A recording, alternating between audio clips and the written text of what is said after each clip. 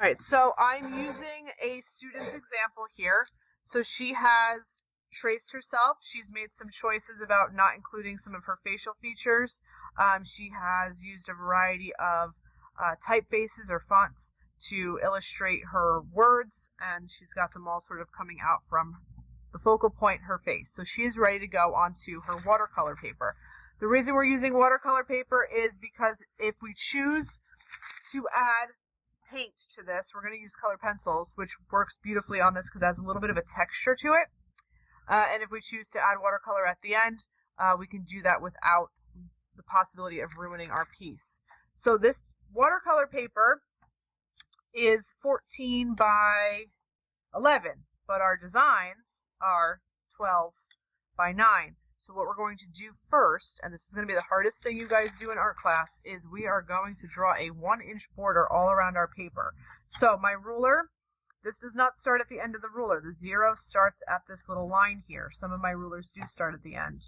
I'm going to line my ruler up the edge of the paper. The 0 is on the edge of the paper. I'm going to make a little mark, a little vertical mark, lightly with pencil at the 1. Okay? And then I'm going to do the same thing at the top. Make a little mark at the 1. I'm going to flip my ruler vertically, line it up with the marks. Where's my mark? There it is. Hold my ruler. I want to keep my fingers as far apart as possible so my ruler doesn't wiggle, and a light pencil line. I'm just dragging my pencil. I'm not pressing hard. That way, if I decide I need to erase it, it's all good. Now I'm going to rotate the paper and do the same thing. Now this line I just drew has nothing to do with anything else except for that vertical line. I do the same thing. Make a mark at 1, at the top, and the bottom of the paper. Turn my ruler. Whenever you're drawing a straight line, you always want to draw it towards yourself. Trying to hold the ruler horizontally in front of you is kind of a struggle. Okay, so you get the gist of it. So we're going to pretend I did that all the way around, and I have my 4 sides drawn. Now I'm going to take my final design that I'm super happy with, that I spent time working on and erased what I needed to erase. So this paper is a little bit crooked. That's okay. We'll just kind of adjust it as necessary. Okay, we're going to take masking tape. You want to use 2 little pieces of masking tape so it doesn't wiggle. I'm going to tape my tracing paper to my watercolor paper. Okay, now comes the magic part. How do we get this onto the watercolor paper? We are going to use that handy dandy piece of transfer paper that you made that has the graphite all over it. You are going to slide this underneath, dark side down. Okay, we have to do half and half, but that's okay because we only draw on one part of it anyway. I recommend using a pen because it gives you a nice fine point. It's also different than what you used here, so you'll be able to remember what you traced and what you didn't trace yet.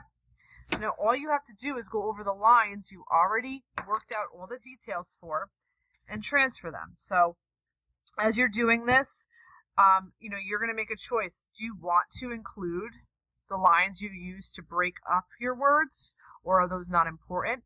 Maybe they are in terms of, maybe you don't want to outline them, but you want to do this like 1 shade of pink, and then this will be a different shade of red, or whatever it is. So that's up to you what lines you do transfer. Also, any like sketchy lines that are not going to become part of the final design, ignore them. But basically all you have to do is trace over the lines you drew with a pen. So there's my P there for pop. And boom, there it is on your watercolor paper. So this is graphite. If you make a mistake, it's erasable. Okay?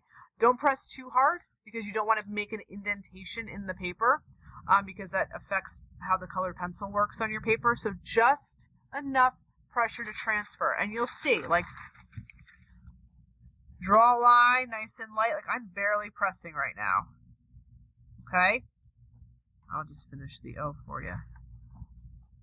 I'm barely pressing, and no, the blue is not showing up on here. If the blue ink doesn't show up on here, it's not a big deal. It's still working. You could do it with a toothpick if you wanted to, okay? You could do it with your fingernail. All right, so there it is. So you really don't have to press hard at all, just enough to transfer, okay? And then one of the reasons we like to have a border on our paper is if the corners get banged up, our actual image, like our artwork, is still safe. We can also use the edge to try out different colors and plan out what colors we want to use. And let's say you have a very specific shade of yellow, and you say, oh, I used colored pencil number 753, you know, because they all have different numbers on them. You can write that stuff down in your border so you remember which specific shade or color you used, okay? So that would be the next step, and we'll talk about color theory and how to actually use a colored pencil once some more people are transferred, okay? Alrighty, thank you.